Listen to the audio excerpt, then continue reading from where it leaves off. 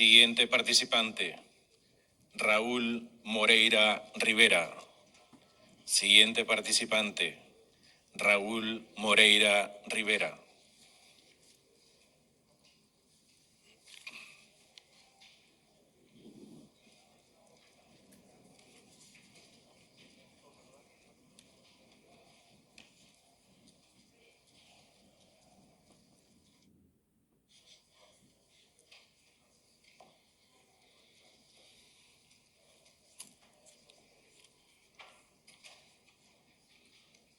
Muy buenos días.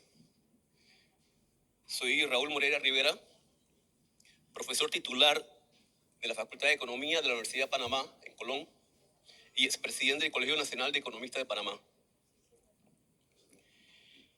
Cuando se dio la negociación del Tratado del Canal de Panamá, el general Torrijos se comprometió a no firmar ningún tratado que no fuera discutido primero en la Universidad de Panamá. Durante la intensa discusión en el Paraninfo universitario, un estudiante le gritó a Rómulo Escobar Betancourt, que en paz descanse: Rómulo, tú vendiste la patria. Y Rómulo le respondió: pues prefiero venderla antes que regalarla. Con relación al anterior Tratado del Canal, siempre se reclamó que este era un tratado que ningún panameño ni firmó ni negoció. Sin embargo, viendo el proyecto de contrato minero presentado para aprobación de la Asamblea Nacional, debo decir que siento vergüenza que este contrato, que más bien por su cobertura pareciera un tratado y que sí fue negociado por panameños, se constituya en un vulgar regalo de la patria. Con atención he escuchado a los defensores del proyecto de contrato preguntar: ¿y qué alternativa existe en vez del contrato presentado para preservar los empleos que genera la mina actualmente? No 40.000, como sustentó ayer el profesor Jované. Debo decir que cuando me desempeñaba como economista jefe del Ministerio de Economía y Finanzas, tuve la oportunidad de colaborar ampliamente con el amigo Rodolfo Minzar de la CEPAL para la elaboración de este documento. Y además, ¿qué alternativa hay para compensar el aporte de este proyecto al Producto Interno Bruto? Por supuesto que sí hay alternativas. Al mamotreto presentado, en su lugar se debió haber presentado un contrato en el cual, en primer lugar, se reconociera que existe una inversión andando por más de 7.000 millones de balboas. Una inversión mayor que la que se hizo para ampliar el canal. De manera que no se comprende que si la Constitución dice que para decidir lo que se iba a hacer en términos de ampliación del canal había que hacer un referéndum, se ha hecho una caricatura de consulta pública para una inversión mayor que la que se hizo para ampliar el canal, en vez de hacer por lo menos un plebiscito, como se hizo con el Tratado del Canal. Se debió haber presentado un contrato en el cual se preservaban los contratos actuales para la tranquilidad de los trabajadores de la mina, en el que verdaderamente se garantizaran los ingresos justos que le corresponde al Estado panameño. Un contrato en el cual se garantizara el respeto y la preservación del medio ambiente, revirtiendo los desastres ya causados por la operación sin ningún sustento legal hasta la actualidad, y que se ocupara únicamente el espacio actual que ocupa el proyecto minero, sin la creación de un enclave en todo el territorio nacional. El general Torrijos decía que Panamá tenía 5 fronteras. Por lo menos se podía decir en ese momento que era un espacio bien definido en el centro del país, pero con este contrato no hay definición alguna y se puede usar cualquier espacio en todo el país, por lo cual convierte a toda la República en un enclave minero. Sin embargo, prefieren defender un contrato en el cual se regala el alma. Todos sabemos a quién. Pero ojalá hubiera sido el alma de ellos y no la de todos los panameños y residentes de nuestro país, sin recurrir a un proyecto de contrato tan entreguista que hace palidecer al Tratado Jaibuno Varila. El gobierno nacional ha invertido cientos de miles de balboas en todo tipo de propaganda a la población, diciendo que, en primer lugar, este contrato es mejor que el anterior. Por supuesto que si se tenía un contrato inconstitucional anteriormente, en el cual no se cobraba ni un centavo en impuestos sobre la renta, si en este se cobra un balboa, por supuesto que va a ser mejor que el anterior. Esto no se debió haber invertido tanto dinero de los contribuyentes para decir algo que es tan evidente. En segundo lugar, el gobierno nacional dice que Panamá recibirá ingresos justos por la operación de la mina en Donoso, provincia de Colón. Veamos si esto es cierto. Según los informes anuales de First Quantum Minerals, la producción primaria corresponde al cobre y la secundaria a oro, molibdeno y plata. Algo que el gobierno nacional nunca ha querido mencionar por su nombre. Y ahora solo dice de manera eufemística minerales asociados sin decir cuáles son. Y vemos que en estos estados financieros indican que en el 2022 se produjeron 140,000 onzas de oro y en el año 21 se produjeron 142,000 onzas de oro. Si usamos el precio promedio de la onza de oro en estos 2 años, veremos que la producción de oro en el 2022 fue de 252.1 millones de dólares y en el 2021 la producción tuvo un valor de 255.5 millones de dólares. Si comparamos esto con la cifra de exportación de oro registrada por el INEC, vemos que en el año 2022 se exportó oro por un valor de 10.5 millones solamente. Y en el 2021 se exportó oro por 11 millones de balboas.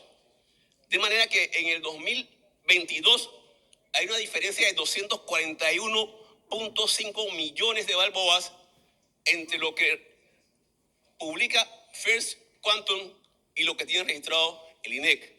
Y en el 2021 hay una diferencia de 244.2 millones de balboas. Solo en 2 años se tiene una diferencia de 485.7 millones de balboas. ¿Y qué pasó con el molibdeno? Se esfumó.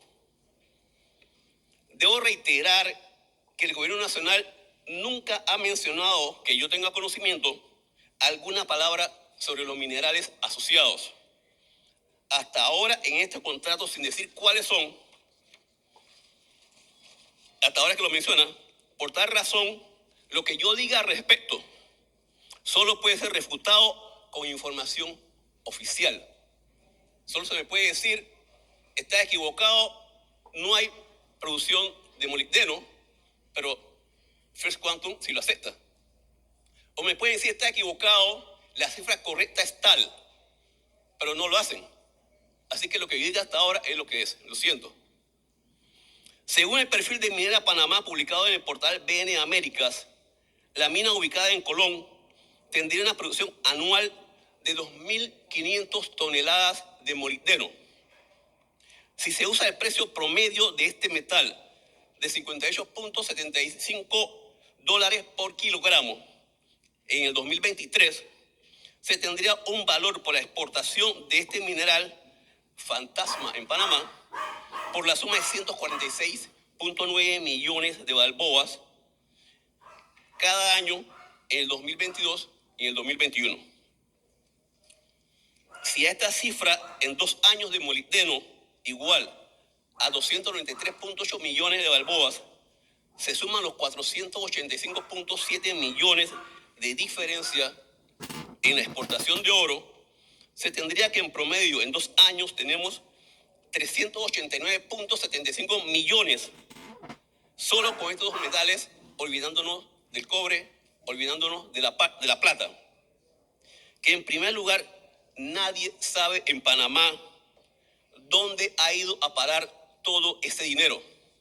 Y en segundo lugar, se demuestra que olvidándonos del cobre, solo con estos dos metales se supera el supuesto ingreso mínimo garantizado, que no está garantizado nada. Echando por tierra el relato de gobierno que estos son ingresos justos lo que se van a recibir con este contrato. Por otra parte, se tiene que, según los informes financieros de First Quantum, en los últimos 3 años, Cobre Panamá ha generado ingresos por venta de cobre, oro y plata por un total de 7.574 millones de dólares, con un promedio anual de ingresos de 2.524 millones, representando una ganancia anual promedio de 916 millones de dólares.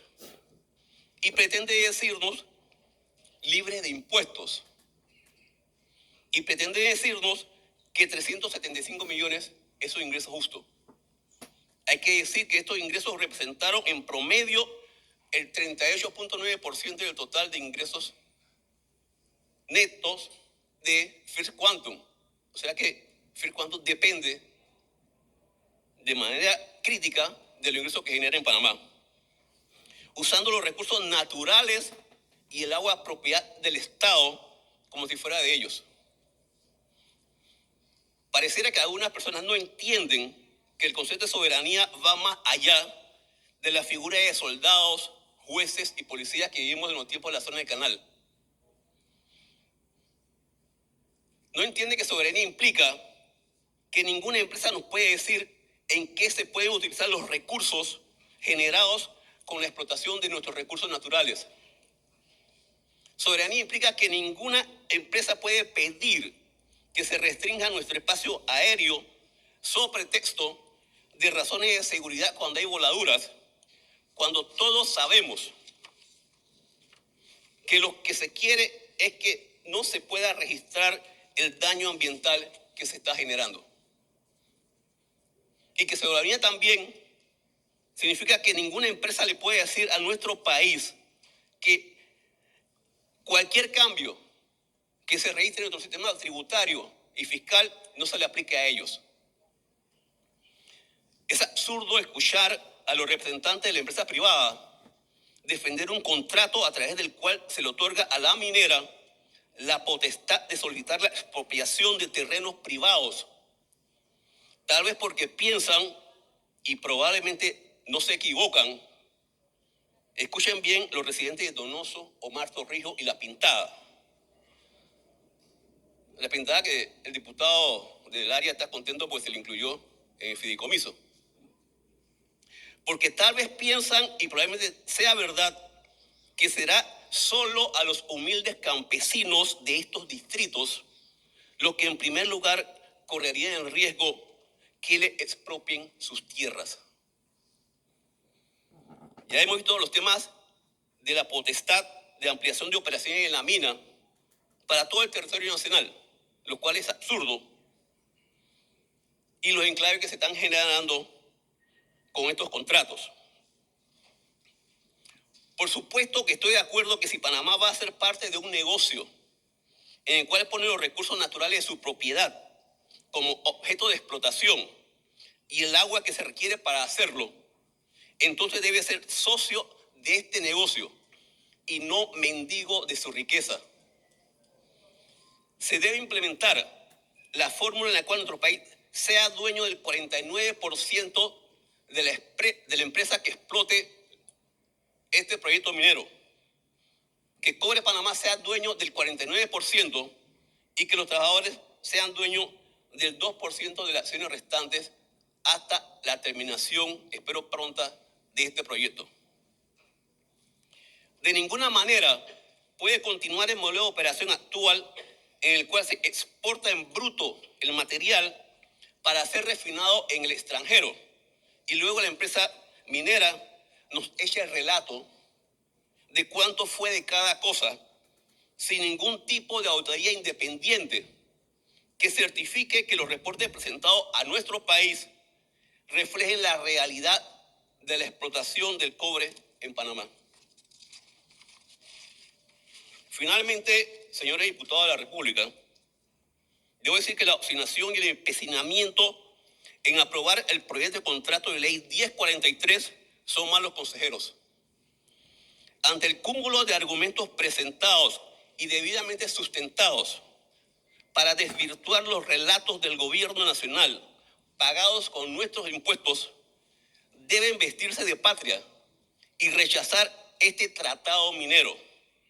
De lo contrario, en vez de tener la oportunidad de componer lo presentado, levantarán una ola de indignación nacional tan grande que pudiera ocasionar que quedaran sin hacha, calabaza ni miel. Y se terminara teniendo que aceptar el cierre inmediato de la mina en su totalidad. Y ustedes serían los responsables de ello. Muchas gracias. Gracias a usted, licenciado Raúl.